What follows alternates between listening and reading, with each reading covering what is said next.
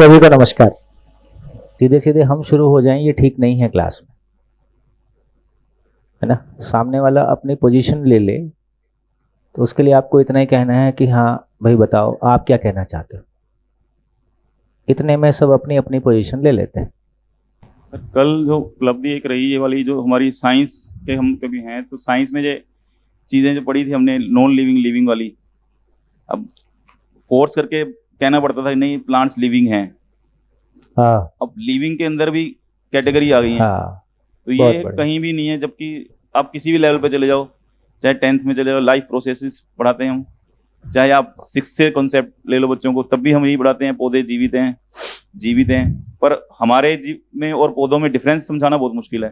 फिर हम उस पर चले जाते हैं प्लांट टिश्यू, एनिमल टिश्यू, ये माइटोकॉन्ड्रिया है, वो ऑटोट्रोप है, हम हेट्रोट्रोप हैं। इन चीज़ों को तो हम समझा रहे हैं, लेकिन ये नहीं दिखा रहे इस लेवल पे कि वो उनके फंक्शन के अकॉर्डिंग वो क्या हैं।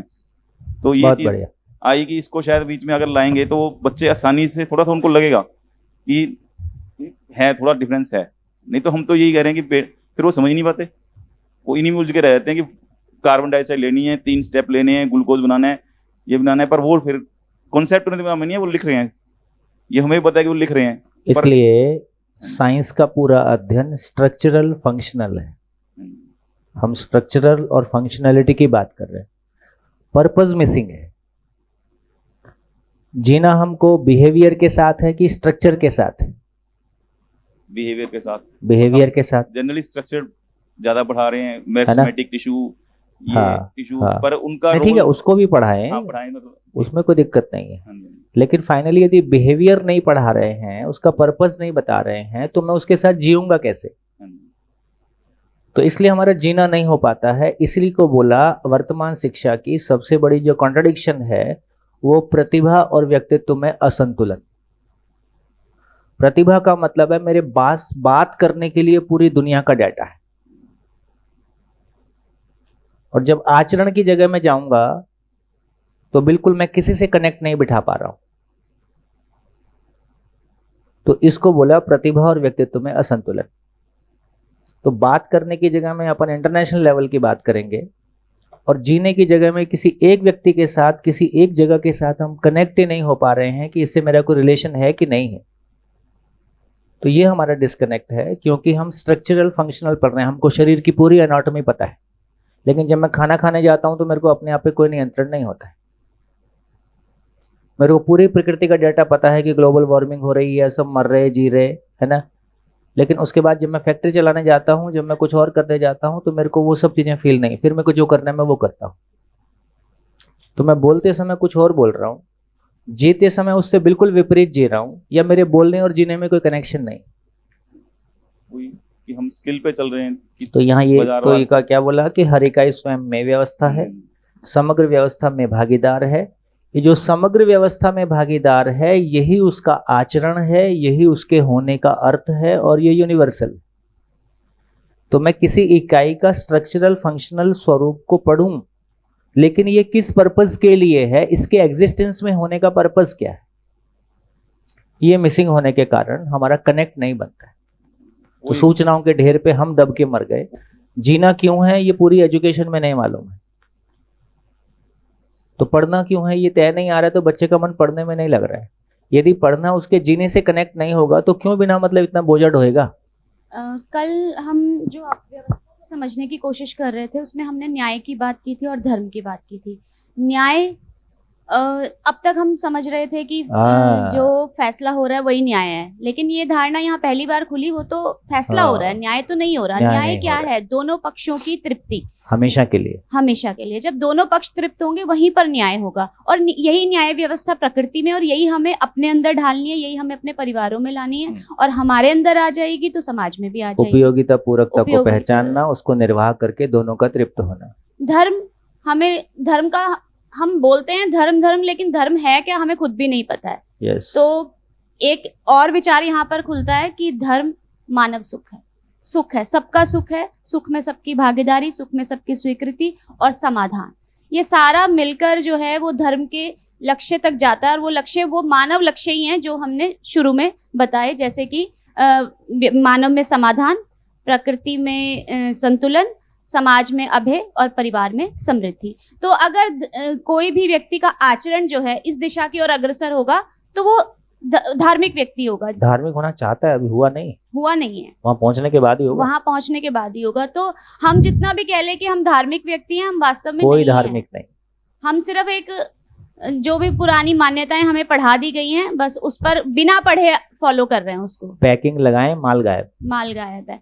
हम कोई इसलिए धर्म परिवर्तन असंभव घटना है। वो कहेगा कि मैं दुख पूर्वक जीना चाहता हूं, वो कह नहीं सकता। तो हमने पैकिंग बदली, नीला पहन के लाल पहन ले, लाल पहन के हरा पहन ले। हमने पैकिंग बदली और पैकिंग बदल बदल के खुश हो रहे। हमारी संख्या बढ़ रही। तुम भी जूझ रहे अपने घर में, वो भी जूझ रहा है अपने घर में। धरती की और 4 अवस्थाओं की बात हुई थी, जैसे कि पदार्थ, प्राण, जीव और मानव, जिसे हम जीवन भी कह सकते हैं। तो सभी का जो है आचरण जो है निश्चित है। पदार्थ मात्रा से चल रहा है, हमारा जो प्राण है वो बीज से चल रहा है, जीव जो हैं वंश से चल रहे हैं, और जो मानव है वो मैं से चल रहा है, पर उसे उस मैं की समझ ही नहीं है। वो चल रहा है जीव के ढर्रे पर। जिस ढर्रे पर जीव चल रहा है, हम भी उसी ढर्रे पर चल रहे हैं।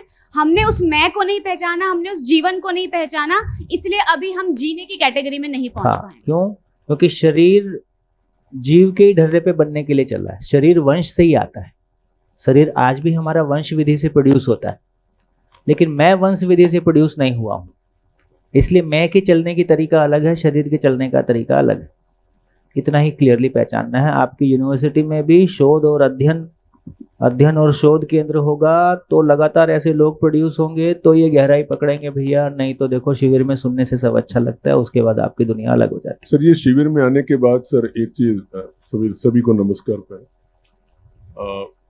जो चीजें अब समझ में आने लगी हैं, अब तो आज 7वां दिन है शिविर का। में जैसे कहा गया है कि मनुष्य एक सामाजिक प्राणी है, तो आज हम यदि अपने आप को जांचते हैं तो लगता है बिल्कुल सही कह रहे हैं, सामाजिक प्राणी तो है। अभी मानव बने कहाँ है? साधन हम भी किसी को यूज कर रहे हैं, कोई हमको यूज कर रहा है। जब मानव बनेंगे तब वहां से उस ऊंचाई से देखेंगे। अभी तो जहां हम खड़े हैं उस हिसाब से तो सारी चीजें चरितार्थ होती हुई नजर आ रही हैं। आपके पुण्यवश ना कोई आपके अंदर कोई चीज जग जाती है। मेरे को जॉब करते समय ये फील हो गया कि यार मैं साधन नहीं हूँ। उसमें मेरे पास कोई कॉन्सेप्ट नहीं था, कोई गुरु नहीं थी, कोई किताब नहीं थी। मेरी हैसियत जैसी है, ये हैसियत मेरे को स्वीकार नहीं है। और पैसा डिसाइड नहीं करेगा कि मैं किसके लिए काम करूंगा, मैं डिसाइड करूंगा कि मैं किसके लिए काम करूंगा।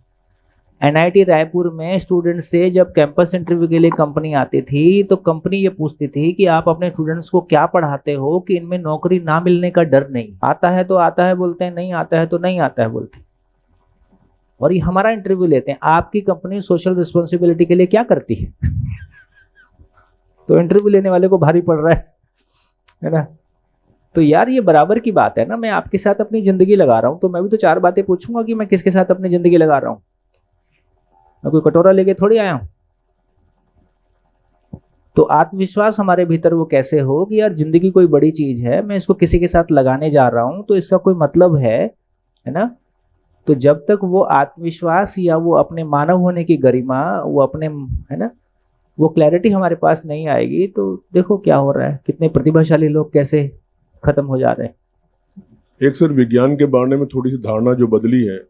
विज्ञान को हमेशा इस बात का अहंकार रहा है कि मुझे पता है कि मेरा लक्ष्य क्या है। लेबोरेटरीज में उन्हें पता है कि ये चीज करेंगे तो क्या निकल करके क्या आएगा। फिजिकल लेवल पे कंडीशन लेबोरेटरी में इस तरह की भावना रहती है। लेकिन जैसा आपने कल बताया कि विज्ञान मुख्य रूप से लक्ष्यहीन हो गया है। हाँ। दिशा तो उसकी निर्धारित है, लेकिन प्रक्रिया के बारे में अच्छा सोचा है, लक्ष्य निश्चित नहीं है। देखो अब क्या शिविर में मान लो, अब क्या अच्छी बात हो गई। जैसे हमने कहा कि हमने साइंस भी भागवत की तरह से पढ़ी। यार अब तुम्हारा ये नहीं चलेगा कि इस किताब में लिखा है। तुम बोलते हो ना कि तुमको पता है, आचरण में लाओ। तो तुमको लगता है ब्रेन चलाता है ना, अपने को इसमें क्या दिक्कत है? घुटना भी चलाए तो अपने को क्या दिक्कत है? तुम भय अभाव से मुक्त हो जाओ, तुम्हारे परिवार में संबंध ठीक हो जाए, समाज को भय मुक्त करने में तुम उतर जाओ, तो तुम इसमें बढ़िया सफल हो जाओ। और मुझको भी बता दो, मैं भी सफल हो जाऊं। मेरे को क्या दिक्कत है कि ब्रेन चलाता है, कि जीवन चलाता है, कि आत्मा चलाती। प्रमाण बोलेगा ना, अब साइंस बोलेगी ना, संविधान बोलेगा ना, धर्म बोलेगा ना, अध्यात्म बोलेगा।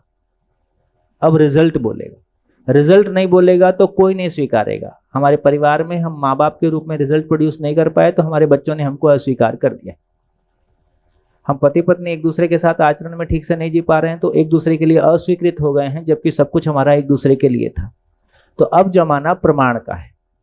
प्रमाण प्रोड्यूस करोगे तो बात बनेगी, प्रमाण नहीं आएगा तो अब थियरीज को कोई नहीं सुनेगा। वो जमाना गया जब किताब में लिखा था, किताब में लिखा है और गीता में लिखा है और कुरान में लिखा है और बाइबल में लिखा है, लिखा है इसलिए मान लो। यार लिखा है इसलिए मान लो, आचरण हो उसके अनुसार आचरण। किसी का आचरण नहीं आया पूरे शहर में, इंजीनियर डॉक्टर कितने हैं, पर्याप्त मिल जाएंगे। कितने लोग हैं जिनके आचरण बढ़िया मिल रहे हैं, और डे बाय डे आचरण बेहतर होते जा रहे हैं कि खराब होते जा रहे हैं।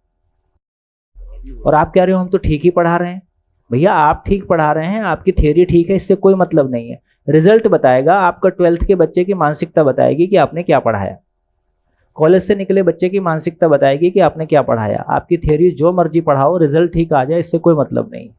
तो फाइनली फल तय करेगा। फिर हम तो बोल रहे हैं फल की इच्छा मत कर, कर्म किए जा। तो मैं गाड़ी लेके निकल गया, अब जो मरे सो मरे, मैं तो फल की इच्छा कर नहीं रहा हूं, मैं तो गाड़ी चलाऊंगा।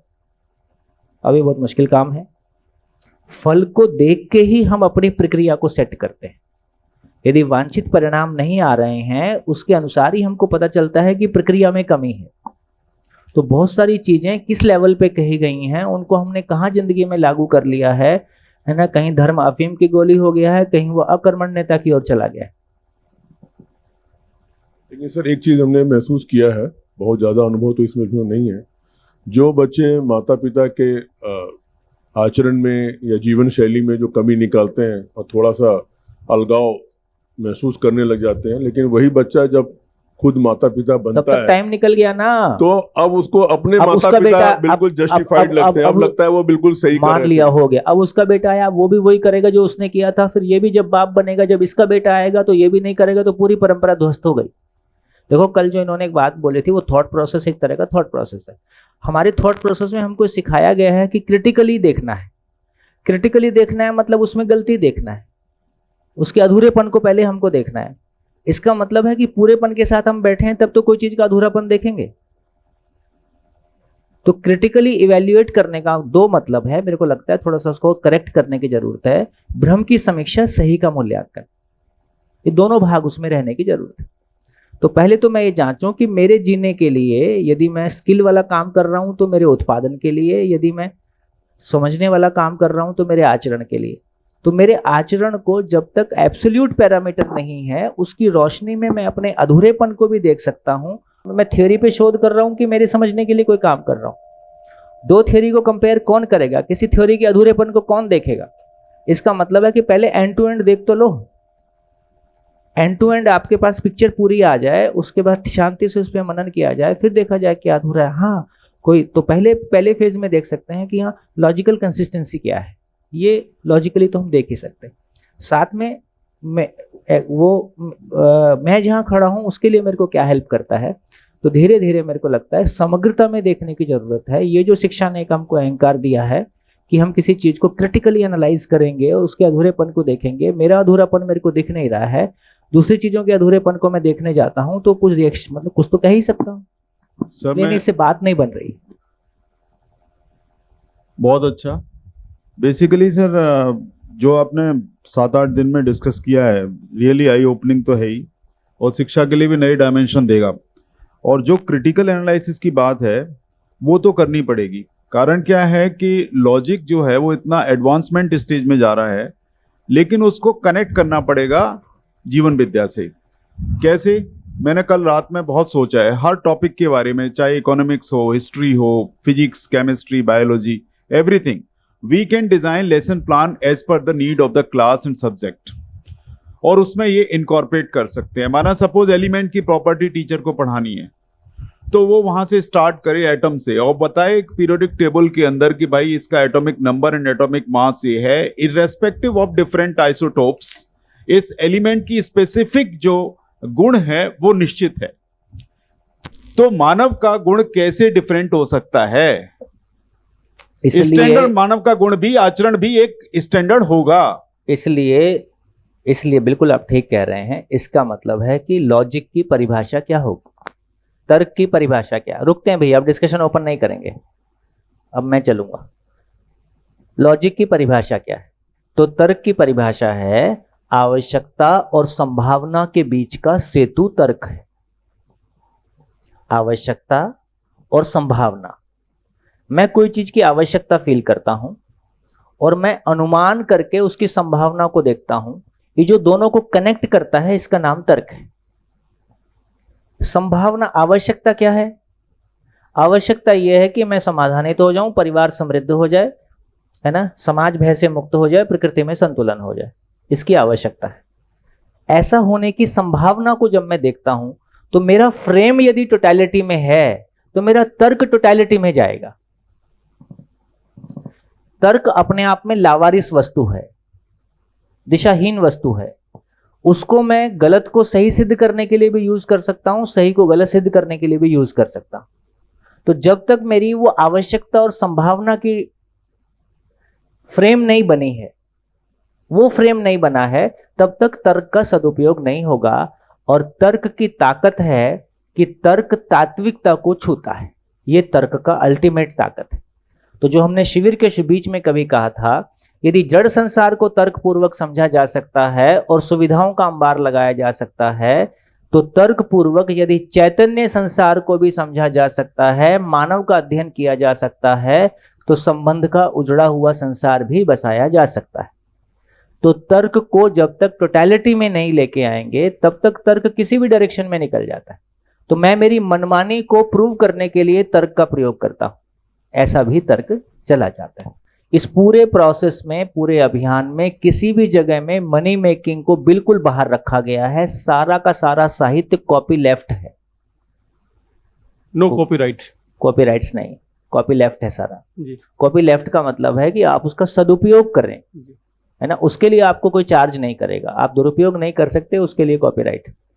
तो इसका मतलब यह हुआ कि ज्ञान मानवता की धरोहर होती है, ज्ञान किसी व्यक्ति विशेष का नहीं होता है। ज्ञान तो कुल मिला के अस्तित्व में था ही, उसको हमने पहचान लिया। वो पहचानने की ताकत भी नेचर से ही मिली थी, नहीं, इसलिए रिचार्ज करने के लिए वो चाहिए ना। हाँ, नहीं, बिल्कुल मैं आपको ठीक कह रहा हूँ। अब यहाँ से अपनी यात्रा शुरू की जाए, ऐसा बोल रहा हूँ। तो आप ठीक कह रहे हैं, साहित्य, अब घुसिए साहित्य में, हम पढ़े लिखे लोग हैं, ढूंढेंगे।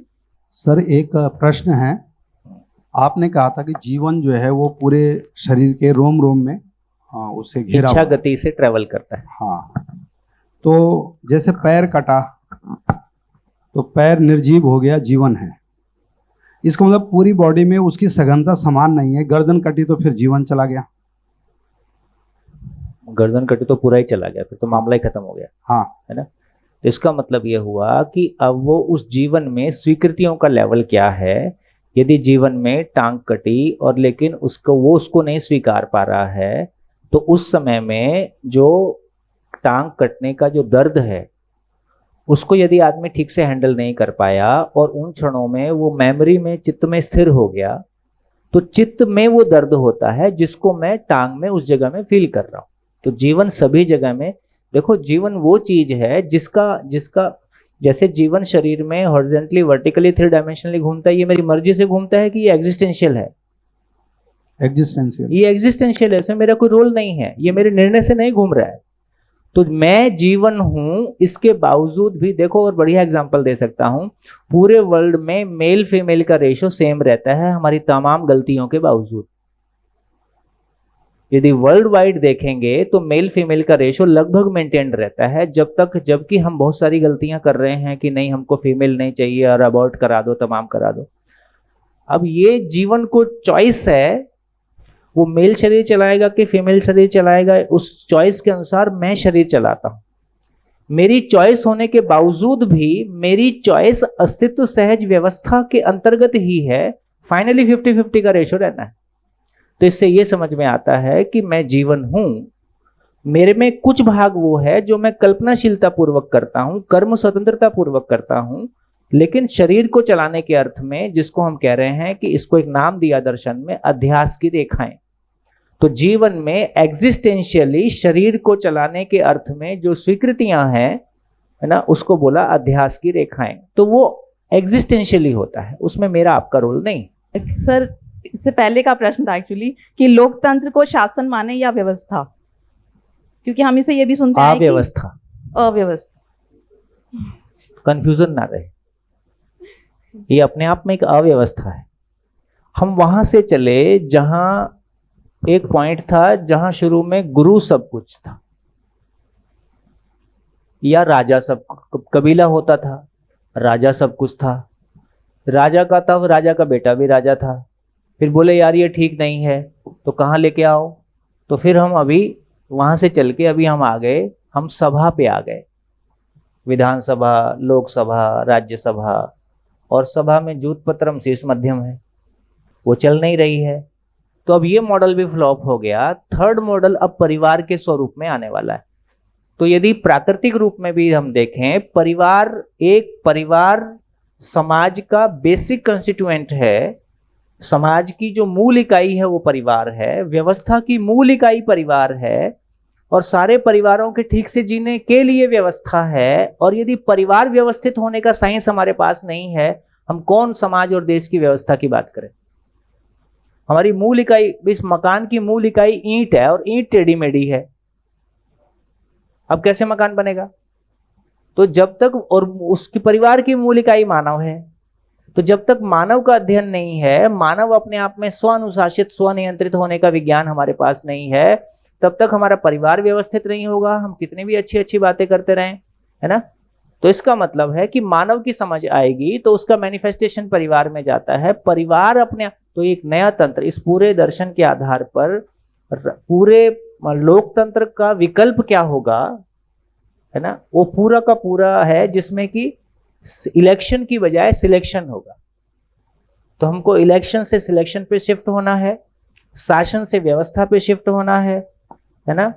और जो व्यवस्था की इकाई है, अभी व्यवस्था की इकाई या तो व्यक्ति को वोट देने का अधिकार है, या हिंदू राष्ट्र है, मुस्लिम राष्ट्र है। तो अभी तक हमने राष्ट्र के गठन के मूल में व्यक्ति को या संप्रदाय को पहचाना है, व्यक्ति को वोट देने का अधिकार है, या हिंदू राष्ट्र है, मुस्लिम राष्ट्र। इसका मतलब ये दोनों ही व्यवस्था की इकाई नहीं है, सही अर्थों में परिवार व्यवस्था की इकाई है। ये पूरे सिस्टम को अपन समझेंगे तो एक नया सिस्टम इवॉल्व होगा, जिसमें कि हम कह रहे हैं कि एक सही आचरण को पा भी सकें और सही आचरण के साथ जी भी सकें। तो ये सारा सिस्टम, तो ये व्यवस्था नहीं है, उसकी पीड़ा हम झेल रहे हैं, है ना। उसी के लिए सारे विकल्प खोज रहे हैं। फाइनली मेरे को लगता है कि जहां शुरू में कभी मैंने आपसे कहा था, आज हम बहुत कोर चर्चा में जा रहे हैं। प्रश्न कभी ये उठा था कि आखिर मैं क्यों जी रहा हूं, इसका संतोषजनक उत्तर हमारे पास नहीं है। तो दिल्ली सरकार के ही किसी शिक्षक ने उसका बहुत बढ़िया कभी शेयरिंग किया, वो मैं हर शिविर में शेयर करता हूं। उसने कहा कि मैं क्यों जी रहा हूं ये बाद की बात है, पहले ये बताओ जहाज जा कहां रहा है। बोले सर मैं तो जहाज पे हूं, दारू पीऊं तो जहाज पे हूं, पूजा करूं तो जहाज पे हूं, और झगड़ा करूं तो भी जहाज पे हूं। जहाज कहीं जा रहा है, जहां जहाज जा रहा है वहां मैं भी जा रहा हूं। तो पहले बताओ जहाज कहां जा रहा है। जहाज मतलब इस मानव के मानव होने में मानव का कोई योगदान नहीं है। शरीर नेचर में अपने आप प्रोड्यूस हुआ होगा, ये जो शरीर को चलाने वाली रियलिटी है ये भी नेचर में अपने आप प्रोड्यूस हुई। दोनों के साथ साथ होने में भी मानव का कोई योगदान नहीं है, और बच्चे पैदा होने में भी मानव का कोई योगदान नहीं है। बायोलॉजिकल क्रिया है, हमारी उसमें ज्यादा भूमिका है नहीं। तो इससे ये समझ में आता है कि नेचर में मानव के आने में मानव का कोई योगदान नहीं है। अब ये क्लैरिटी यदि बनती है तो जितनी भी नेचुरल एंटिटीज हैं मानव के अलावा, उन सभी के होने का कोई नेचुरल पर्पस है, उनका कोई नेचुरल बिहेवियर है। यदि मानव नाम की एंटिटी भी नेचुरल है तो उसके होने का भी कोई नेचुरल पर्पस है, यूनिवर्सल पर्पस है, और उसका भी कोई नेचुरल बिहेवियर है। तो ये क्लैरिटी हमारी बनती है। तो इसका मतलब है वो ये कह रहा है कि भैया ये सृष्टि जा कहां रही है, मैं क्यों आ गया, मुझको कौन ले आया। इंजीनियरिंग कॉलेज के बच्चों से जब पूछते थे कि तुम क्यों जी रहे हो, बोले सर हमारी कोई गलती नहीं है, जो गलती है माँ बाप की। वो हमको क्यों ले आए हमको पता नहीं, उन्होंने बताया भी नहीं क्यों ले आए। तो इसका मतलब ये हुआ कि मुझको लाया गया। एक तो आज भी बहुत सारे लोग हैं जो शादी कर रहे हैं और बच्चे नहीं कर रहे हैं, वो बोल रहे हैं इस संसार को हम ही झेल रहे हैं, औरों को क्यों झेलवाया जाए, ये भी लोग सोचने लगे हैं। तो सारी बात का एक ही लब्बो-लुबाब निकला, एक ही मतलब निकला कि मैं मानव के रूप में हूं, ये बात ठीक है, लेकिन मैं एक सृष्टि का हिस्सा हूं। मेरा शरीर किसी नियम से संचालित है, उसमें मेरी मर्जी नहीं चलती है, तो शरीर का टेम्परेचर से लेके, खान पान से लेके, शरीर की अपनी एक व्यवस्था है जो प्राकृतिक है। उस व्यवस्था को समझकर मैं शरीर को स्वस्थ रख सकता हूं। इसका मतलब है कि मेरे खुश होने का भी कोई नियम है, मेरे जीने का भी कोई पर्पस है, और इस एग्जिस्टेंस के होने का भी कोई पर्पस है। तो पहले ये बताओ कि ये की कायनात ही कहां से आई और इसका पर्पस क्या है? इस अस्तित्व का पर्पस क्या है? उसमें मैं भी शामिल हूं, तो जो अस्तित्व का पर्पस होगा वो मेरा भी निकल आएगा। तो पहले बताओ जहाज जा कहां रहा है? तो इस पूरे अस्तित्व का ही क्या मतलब है? कैसा लगता है? कभी ऐसा सोचा आपने को? लगता है प्रमोशन हो जाए बात बन जाएगी? ये फंडामेंटल क्वेश्चन है कि आखिर इस पूरे एग्जिस्टेंस का ही पर्पस क्या है। तो आज हम एग्जिस्टेंस को लेके समझने की कोशिश करेंगे कि देखिए, अस्थि का मतलब है जो कुछ भी है उसके होने का कोई पर्पस है। त्व का मतलब है व्यवस्था में भागीदारी। तो जो कुछ भी है उसका ऑर्डर एज ए होल में कोई रोल है, वो व्यवस्था में भागीदारी। तो जब है को समझने गए तो हमको पता चला, कल हमने जितना देखा तो हमको पता चला कि इकाइयां हैं। इकाइयां दो प्रकार की हैं, एक जिसको हम जड़ कह रहे हैं, दूसरा जिसको हम चैतन्य कह रहे हैं। जड़ इकाइयां 108 118 प्रकार की हैं, जिसको हम एटम्स बोल रहे हैं। चैतन्य इकाई हमने देखा एक ही प्रकार की है। जड़ इकाइयों को हमने पदार्थ अवस्था के रूप में व्यक्त होते हुए देखा, मटेरियल किंगडम के रूप में व्यक्त होते हुए देखा, प्राण अवस्था के रूप में व्यक्त होते हुए देखा, और चैतन्य इकाई को हमने जीव अवस्था के रूप में व्यक्त, पशु पक्षी के रूप में व्यक्त होते हुए देखा, और ज्ञान अवस्था के रूप में व्यक्त होते हुए देखा। विज्ञान जब लिविंग और नॉन लिविंग की बात करता है तो वो अपने आप में पर्याप्त नहीं है ना, क्योंकि विज्ञान शरीर को चलाने वाली रियलिटी को नहीं पहचानता है। आचरण यदि मानवीय आचरण है, वो शरीर का आचरण है कि शरीर को चलाने वाली रियलिटी व्यक्त हो रही है, जीवन व्यक्त हो रहा है, मैं व्यक्त हो रहा हूं।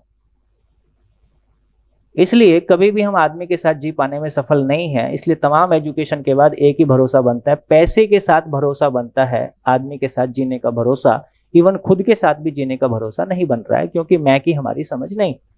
लेकिन यह भी समझ में आता है कि ये सारी इकाइयां भ्रमित मानव को छोड़ दें, भ्रमित मानव को छोड़कर ये सारी इकाइयां स्वनियंत्रित हैं। ये सभी इकाइयां निश्चित आचरण के साथ हैं,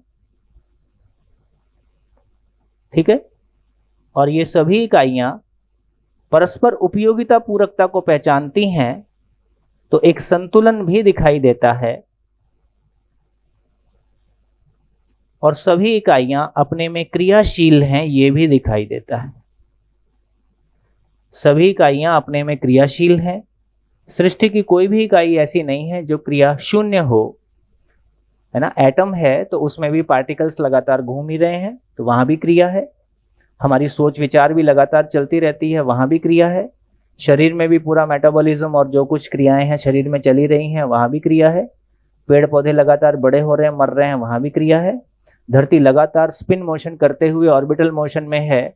तो सृष्टि में कोई इकाई ऐसी नहीं है जो चुपचाप बैठी, सभी इकाइयां अपने आप में क्रियाशील। अब हम दूसरी तरफ आते हैं। तो अब बताइए, पिछले 6 दिनों में हमने जितनी भी चर्चा की है वो इकाइयों को लेके की है, एंटिटीज को लेके की है ना। अब मैं आपसे पूछता हूं कि इस हॉल में इकाइयों के अलावा और भी कोई वास्तविकता है क्या? जिन्होंने पहले YouTube से या शिविर किया है वो सहयोग बनाए रखेंगे, चुप रहना ही आपका सहयोग है। इस हॉल में इकाइयों के अलावा और भी कोई वास्तविकता है क्या? लाइट, लाइट आपने कहा, तो लाइट क्या है? बेसिकली किसी इकाई का प्रभाव है।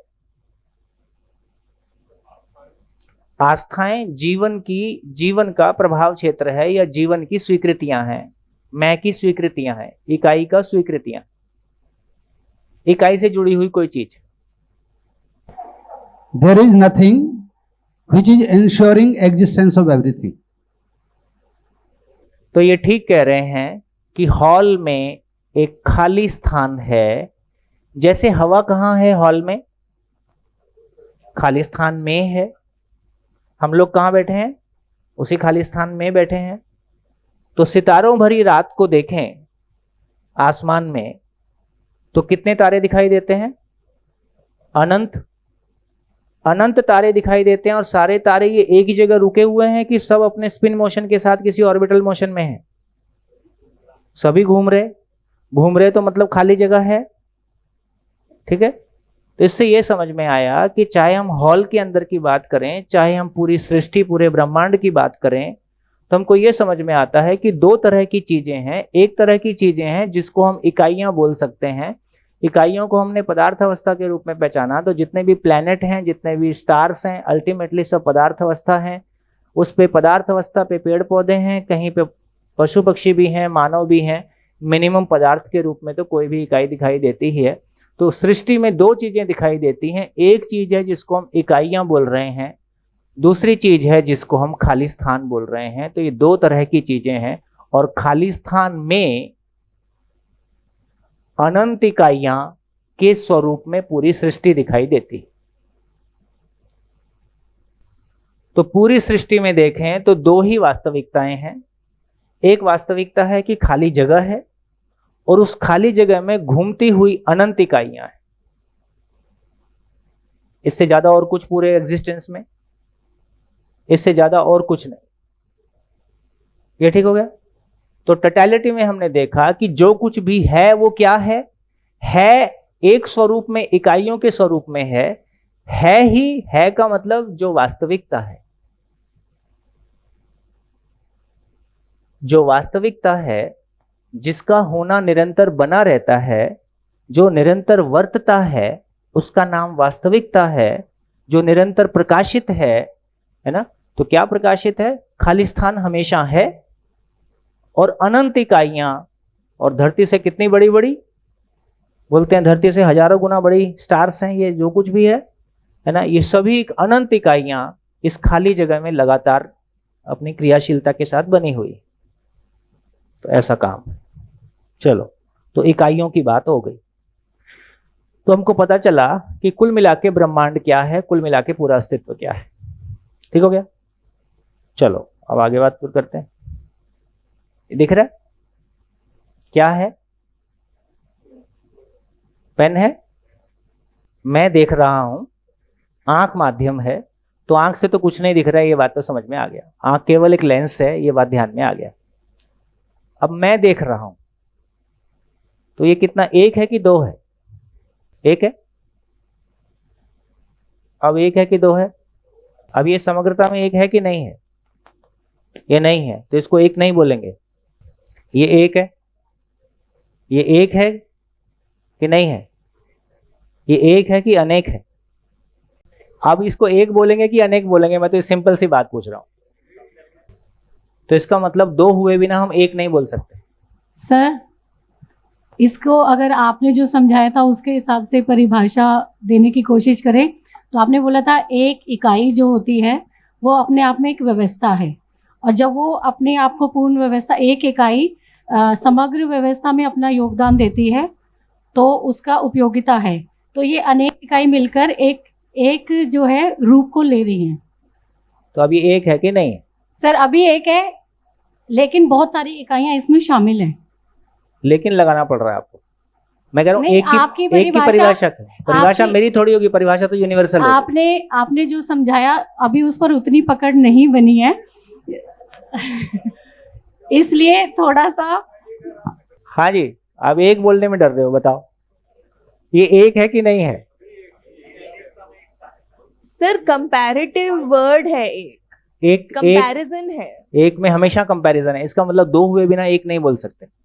कोई चीज एक है तो उसको एक कभी नहीं बोलेंगे, ऐसा?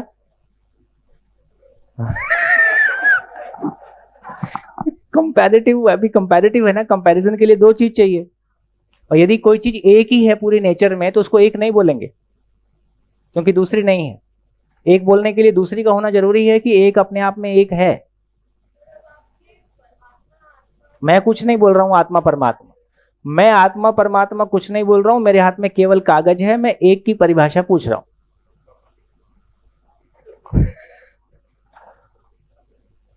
एक की परिभाषा भाई, सिंपल बात है। मैथमेटिक्स वाले कौन कौन है?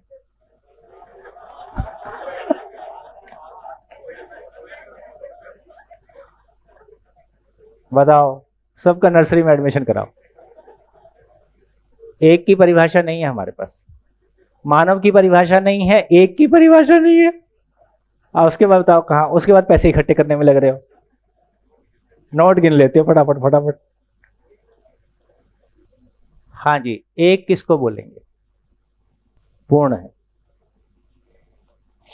पूर्ण है कि नहीं? न्यूनतम, अब कहां तक जाऊं न्यूनतम में? आप एक हो कि नहीं? किसी ने शिविर में आके बोला कि आपने कंफ्यूज कर दिया, पर कंफ्यूज कर दिया कि आप कंफ्यूज थे, आपको ये भी पता नहीं था। भाई जो कंफ्यूज नहीं है उसको कौन कंफ्यूज कर सकता है? ज्ञान भूल गए मतलब था ही नहीं, आप ज्ञान मान रहे थे, भूल गए। हाँ, एक इतना ही है जिसकी सीमा को पहचाना जा सके, उसका नाम एक है। जिसकी बाउंड्री डिफाइंड है, बाउंड्री डिफाइन होने से एक है।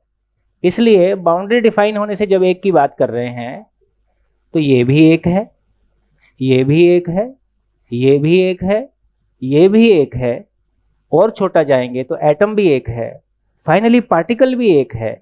जिसकी बाउंड्री को पहचाना जा सकता है वो एक है। अरे पढ़ाओगे मजा आ जाएगा, पढ़ के मजा आ जाएगा, पढ़ा के मजा आ जाएगा। एजुकेशन तो इतनी है ना। तो अब ये डिफाइन हो गया, अब ये यूनिवर्सली डिफाइन हो गया, इसमें कुछ भी कम। किसी भी परिभाषा को, परिभाषा की परिभाषा क्या है? संपूर्णता के अर्थ में उस अर्थ को व्यक्त कर देने वाला शब्द समूह। किसी इकाई के बारे उसकी संपूर्णता को व्यक्त कर देने वाला शब्द समूह। अब जोड़ के दिखाओ इसमें कुछ। एक का डेफिनेशन है जिसका बाउंड्री परिभाषित हो, अब इसमें जोड़ो और घटाओ। पूर्ण की परिभाषा है कि वो कम अधिक से मुक्त होता है, ना आप उसमें कुछ जोड़ सकते हो ना घटा। मानव लक्ष्य, मानव में समाधान, परिवार में समृद्धि, समाज। अब इसमें जोड़ो और घटाओ। मानव सुख की निरंतरता चाहता है, कुछ जोड़ो और घटाओ। ये एब्सोल्यूट को पहचाने बिना थ्योरी ऑफ रिलेटिविटी हमको कहीं नहीं ले जा रही। सब चीज रिलेटिव है तो मेरा कोई एग्जिस्टेंस ही नहीं बचता है। एब्सोल्यूट के सामने, पूर्ण के सामने अधूरापन परिभाषित होता है। जब मेरे पास पूर्ण का रेफरेंस ही नहीं है तो मैं कोई चीज के बारे में कुछ कह ही नहीं पा रहा हूं। तो जब तक मेरे पास पूर्ण परिभाषित नहीं है, मानव का लक्ष्य निश्चित है, आपके पैदा होने के पहले से तय है कि आप सुख की निरंतरता चाहते हैं। कैसे मिलेगा वो भी आपके पैदा होने के पहले से तय है कि मानव लक्ष्य को पाए बिना हम सुख की निरंतरता को नहीं पा सकते। उसका कोई प्रमाण नहीं है। स्वांत सुखाय अपने भीतर क्या होता है इसको आप जानो, प्रमाण कुछ नहीं। तो इसका मतलब कोई पूर्णता की भाषा है। पूर्णता का मतलब है जिसमें कुछ जोड़ा नहीं जा सकता, जिससे कुछ घटाया नहीं जा सकता, इसका नाम पूर्ण है। और जो पूर्ण है उसकी पहचान है कि उसकी निरंतरता है। ये आपके क्वेश्चन का आंसर भी है, धीरे धीरे इलेबोरेट करेंगे। पूर्ण की परिभाषा है जिसमें ना कुछ जोड़ा जा सकता है ना घटाया जा सकता है और उसके होने की निरंतरता है। यदि वो खत्म हो गया तो फिर पूर्ण कैसा। इसलिए जीवन जिसकी हम बात कर रहे हैं, जिसको हम आत्मा बोल रहे थे, जिसको हम मैं बोल रहे हैं, उसमें एक चीज की पूर्णता है कि अब उसका गठन नहीं बदलेगा, उसका स्ट्रक्चर नहीं बदलेगा, इसलिए उसको अमर कह रहे हैं। क्योंकि अब इसमें और कुछ ना जोड़ा जा सकता है ना घटाया जा सकता है। जैसे गठनशील परमाणु, जो जड़ परमाणु है, उसमें कुछ अंश बाहर आ सकते हैं, कुछ अंश उसका मास बदल सकता है, इसलिए वो गठनशील है, इसलिए वो परिवर्तनशील है। परिवर्तनशील परमाणु से बनी सभी इकाइयां परिवर्तनशील है क्योंकि उसकी मूल इकाई ही परिवर्तनशील है।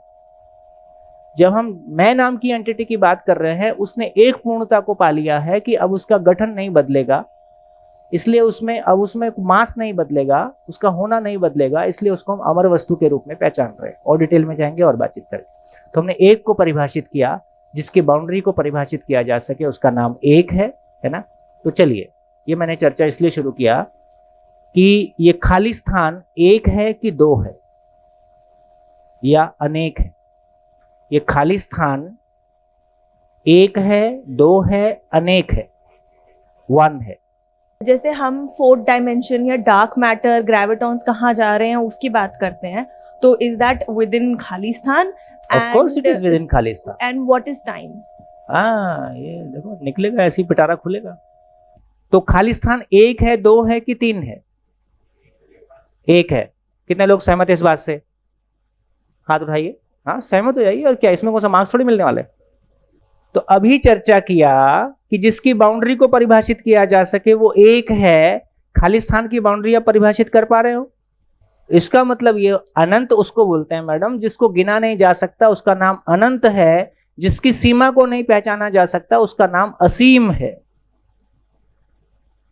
तो खालिस्तान एक है कि असीम है? उसको एक नहीं बोल सकते। खालिस्तान की बाउंड्री को नहीं पहचाना जा सकता, है ना। खालिस्तान कहां तक है नहीं मालूम।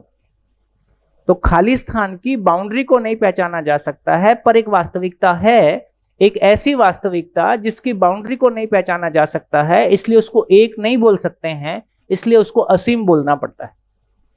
धरती पे रेत के कण कितने हैं? अनंत। जिसको गिना नहीं जा सकता है उसको अनंत संज्ञा है, जिसकी सीमा को नहीं पहचाना जा सकता है उसको असीम संज्ञा है। तो असीम अवकाश में अनंत इकाइयां के स्वरूप में यह ब्रह्मांड है। असीम अवकाश में क्रियाशील अनंत इकाइयां के स्वरूप में यह ब्रह्मांड है। तो अब यह क्लैरिटी बनी कि मेरे को यह पेन दिख रहा है, तो पेन कैसे दिखता है? जब मैं इधर से देखता हूं तो मेरे को ट्रांसपेरेंट दिखाई देता है। जब मैं इधर देखता हूं तो ट्रांसपेरेंट दिखता है, ऊपर से नीचे से।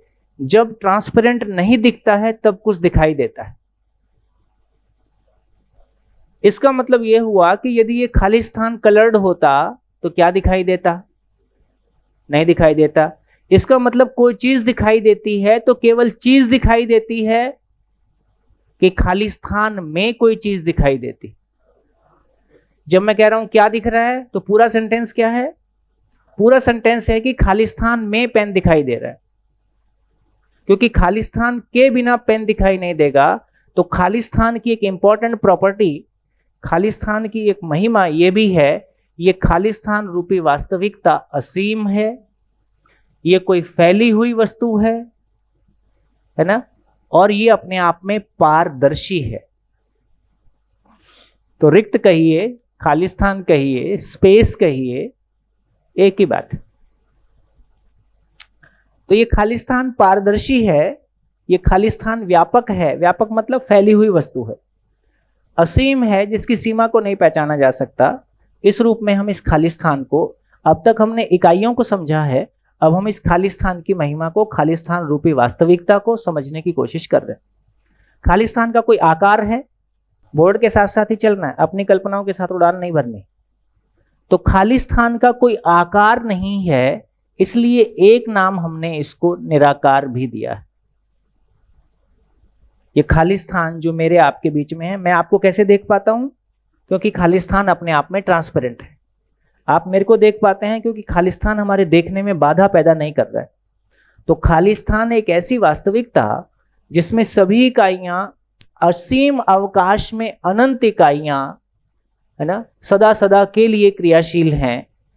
और ये खालिस्तान अपने आप में असीम, व्यापक, पारदर्शी, निराकार। खालिस्तान में कुछ जोड़ा जा सकता है,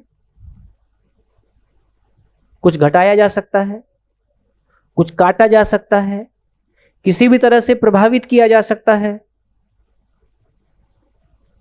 ना। यहां कोई चीज काम नहीं आ रही है। ये खालिस्तान जिसमें ये अनंत इकाइयां हैं, जिसमें मैं और आप, है ना, ये सारी एयर इसी खालिस्तान में है। ये खालिस्तान रूपी वास्तविकता को ना काटा जा सकता है, ना कोई भी भौतिक शक्ति से प्रभावित किया जा सकता है, ना चैतन्य शक्ति से प्रभावित किया जा सकता है ना, ना इसमें कुछ जोड़ा जा सकता है। इसके जैसी दूसरी कोई वास्तविकता है? जैसी ये खालिस्तान रूपी वास्तविकता है, ऐसी कोई और भी वास्तविकता हमारे पास है? तो पता चला ये खाली स्थान जैसी कोई दूसरी वास्तविकता नहीं है, इसलिए कहा कि ये अद्वितीय है। इसके जैसी दूसरी कोई वास्तविकता नहीं है, इसका खंड नहीं किया जा सकता, इसलिए एक नाम अखंड है। इसको किसी भी तरह से प्रभावित नहीं किया जा सकता, इसलिए एक नाम अप्रभावित है। अब हमारा ध्यान इस बात पे भी जाता है कि यदि पूरे अस्तित्व को देखते हैं तो हमको ये ध्यान में आ गया कि स्पेस है और स्पेस में यूनिट्स है, और ये भी हमारे ध्यान में आता है अब कि खाली स्थान भी है और इकाइयां भी हैं। इसका एग्जाम्पल, खाली स्थान में इकाइयां हैं, इसका एग्जाम्पल ये हॉल है और ये पूरा एग्जिस्टेंस है। खाली स्थान हो, इकाइयां ना हो, इसका एग्जाम्पल। इसलिए 2-3 शब्द हैं, मेरे को लगता है ये समझ लेना ठीक होगा। आकाश एक शब्द है, अंतरिक्ष एक शब्द है, स्पेस एक शब्द है, वैक्यूम एक शब्द है। इनमें डिफरेंस क्या है? एक ही शब्द है या ये अलग अलग है? अलग अलग है। वस्तु एक ही है, अलग अलग जगह में उसको अलग अलग रूप में पहचाना है। जैसे वास्तविकता तो इतनी है कि ये धरती है, धरती का प्रभाव क्षेत्र यहां तक है, और उसके बाद कोई दूसरा प्लेनेट है, और ये सभी कुछ खाली स्थान में है। ये सारी अनंत इकाइयां खाली स्थान में है, इसका नाम स्पेस है। खाली स्थान को स्पेस कहा, रिक्त स्थान कहा। अब किसी धरती का जहां धरती पे आपका पैर रखा है, उसके ऊपर से लेके जहां तक हवा है, जहां तक धरती का वातावरण है, ये वातावरण में खाली स्थान है कि नहीं? तो किसी धरती के वातावरण की सीमा में जो खाली स्थान है, इसका नाम आकाश। किसी धरती के वातावरण के बाहर जो खाली स्थान है, इसका नाम अंतरिक्ष है। किसी धरती के भीतर के वातावरण में उसकी इकाइयों को बाहर निकाल दें, इसका नाम वैक्यूम है। बात पहुंच गई? बढ़िया हो गया। देखो साइंस कितना सुंदर तरीके से पढ़ सकते हैं। अरे साइंस, पहली बार साइंस से प्यार हो जाए, मैं जिस चीज से आदमी को प्यार हो जाता है वो वही कर सकता है। बस दुनिया में जो हुआ है प्यार से हुआ है। दूसरों से किन लोगों ने जिंदगी में बड़े काम किए? बस उसी ने बड़ा काम किया जो जिस काम को करता था बस उसको प्यार करता था। ये दूसरों से आगे निकलने की चाहत रोजी रोटी तक जा सकती है, इससे आगे इसकी हैसियत नहीं है, इसका मोटिवेशन ही उतना बड़ा नहीं है। प्यार एक अनलिमिटेड मोटिवेशन है। तो इसका मतलब है कोई चीज का समझ में आना, मेरे भीतर वो क्लैरिटी का आना, ये क्लैरिटी अपने आप में कॉन्फिडेंस है। क्लैरिटी ही कॉन्फिडेंस है जिस भी मामले में हमको आती होगी। तो इससे हमारे सारे शब्द परिभाषित हो गए। अब मैं कह सकता हूं कि खाली स्थान है और इकाइयां नहीं है, तो क्या हो गया? अंतरिक्ष और वैक्यूम। खाली स्थान भी ना हो और इकाइयां भी ना हो, ऐसी कोई संभावना? ऐसी कोई संभावना नहीं है। खाली स्थान ना हो और इकाइयां हो, ऐसी कोई संभावना? ऐसी भी कोई संभावना नहीं है। तो सृष्टि में केवल 2 ही संभावना है कि खाली स्थान सभी जगह है ही, कहीं इकाइयां हैं और कहीं इकाइयां नहीं है। वैक्यूम ह्यूमन क्रिएटेड है, हमने कुछ क्रिएट कर दिया। किसी धरती के वातावरण में कोई डब्बे से हवा निकालने की कोशिश किया, उसको हम वैक्यूम बोल रहे हैं। हाँ, वहां भी नेचुरल वैक्यूम, ये इसको कहेंगे तो नेचुरल वैक्यूम है, पर मैं वैक्यूम का इफेक्ट वहां नहीं है, क्योंकि जब डब्बे से हवा निकालते हैं तो उसके चारों ओर की दवा उसके ऊपर प्रेशर क्रिएट करती है। यहां वो प्रेशर क्रिएट नहीं हो रहा है क्योंकि वहां हवा है नहीं। दोनों में फंडामेंटल फर्क है। ये डिस्कशन ऐसा है, इसमें एक भी लॉजिक छूटता है तो अगला लॉजिक बिल्डअप करने में दिक्कत जाती है। तो हम बोर्ड के साथ साथ चलेंगे। अब ये समझ में आया कि सभी जगह खाली स्थान है ही, कहीं इकाइयां हैं, कहीं इकाइयां नहीं है। तो ये भी पता चला कि सभी इकाइयां, जहां भी इकाइयां हैं, इकाइयां अपने आप में क्रियाशीलता के साथ हैं। और कोई चीज क्रियाशील है तो उसका मतलब है हमको गति दिखाई देती है, हमको तरंग दिखाई देती है, हमको कोई दबाव दिखाई देता है। गति, तरंग और दबाव के दर्शन से हम किसी क्रियाशीलता को पहचानते हैं। इसका मतलब इकाइयां क्रियाशील है। अब ये भी समझ में आया, आगे चलो, अब ये भी ध्यान में आ गया, जहां इकाइयां नहीं हैं, केवल खाली स्थान है, क्या वहां किसी क्रियाशीलता का दर्शन होगा? क्रियाशीलता का दर्शन कहां होगा? इकाई में। बेसिकली क्रिया क्या है? बेसिकली क्रिया की बात करेंगे तो वो भौतिक क्रिया है, वो रासायनिक क्रिया है, और जब जीवन की बात करेंगे तो आशा, विचार, इच्छा के रूप में जीवन क्रिया है। अस्तित्व में 3 ही क्रिया है, चौथी क्रिया अस्तित्व में है नहीं। एटम एटम को पहचानता है, मॉलिक्यूल मॉलिक्यूल को पहचानता है, सेल सेल को पहचानता है। तो या तो भौतिक क्रिया है ना, ये रासायनिक क्रिया है और जीवन क्रिया है। जब क्रिया के रूप में कह रहे तो क्रिया जब भी मिलेगी कहां मिलेगी? इकाई में। इकाई में वो 4 अवस्थाओं के रूप में। लेकिन जहां इकाई ही नहीं है वहां किसी क्रिया का दर्शन होगा क्या? बहुत महत्वपूर्ण बात, बहुत काम की बात, ये खाली स्थान एक ऐसी वास्तविकता जो स्वयं में क्रिया शून्य है। ये इंपॉर्टेंट चीज है, इसलिए इतना बार बार बोल रहा हूं।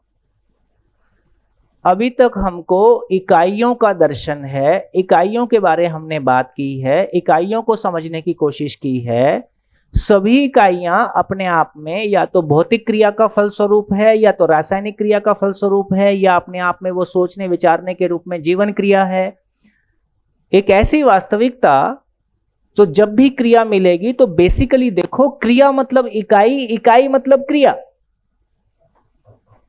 इसको, इस कनेक्शन को अपने में बैठाना होगा कि क्रियाशीलता मतलब इकाई, इकाई मतलब सीमा।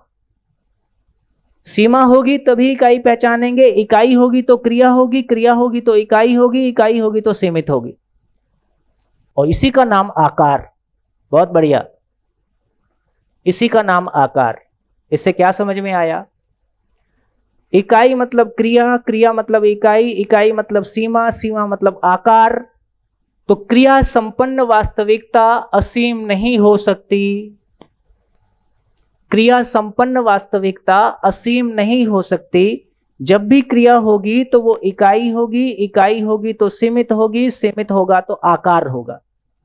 और एक दूसरी वास्तविकता जहां इकाई नहीं है, केवल खाली स्थान है अंतरिक्ष के रूप में, जहां इकाई नहीं है, क्या वहां किसी क्रिया का प्रमाण मिलेगा?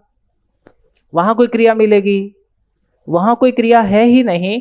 इसका मतलब यह हुआ, ये खाली स्थान एक ऐसी वास्तविकता जो स्वयं में क्रिया शून्य है। इसलिए पूरे यूनिवर्स को देखेंगे, असीम क्रिया शून्य वास्तविकता में अनंत क्रियाशील वास्तविकताओं के रूप में यह ब्रह्मांड हमको दिखाई देता है। तो इसका मतलब हमने एक और चीज को पहचाना, ये खाली स्थान एक ऐसी महिमा जो स्वयं में क्रिया शून्य है।